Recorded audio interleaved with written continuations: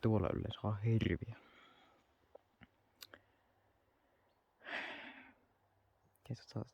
Tää on mun ensimmäinen video tänne YouTubeen, että mä otan tämmösiä metästysvideoita. Tää on nyt vähän tämmönen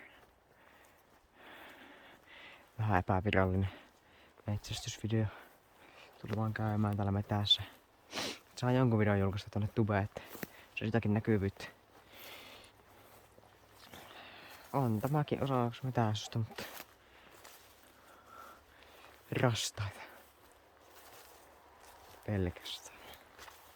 Tänään kävin Soirasamme täällä ja ammuin. Saatana, hämähäkkireitti tuli naamaan. Tänään kävin Soirasamme täällä ja lossaatin ilmaa Soirasan ja kuvasin sen, mutta jälkeenpäin kun katsoin sen videon, niin vittu, mä olin vahingossa kääntänyt tämän kameran kuvaamaan taaksepäin, niin siitä ei näy mitään muuta kuin minun pää siitä. Kyllä ne laukokset sitä kuuluu jo taaksepäin näkyy, mutta ei sitä kun mä ammuin. Että kyllä vähän harmittaa, kun hieno tilanne oli ja yköisellä tipahti. Kävin tavia hakemassa, se oli tavi mikä sitä tipahti. Mutta, ei voi mitään. Ehkä ensi kerralla sitten saa kuvattuakin jotain matskua. Tää on tämmönen hupi-video nyt. Että se on jotakin julkaistu. Jos jotakin kiinnostaa miten mä kuvaan tämän, niin mä kuvaan puhelimella.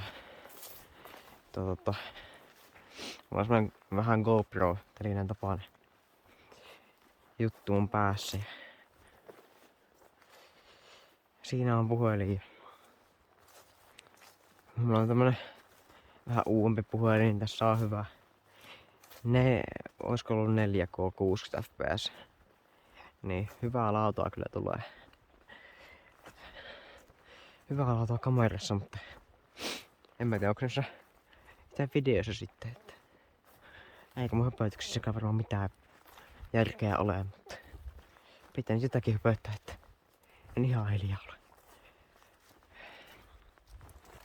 Täällä vaan nyt ei oikein mennä näkyä mitään, kun kello on 10 illalla.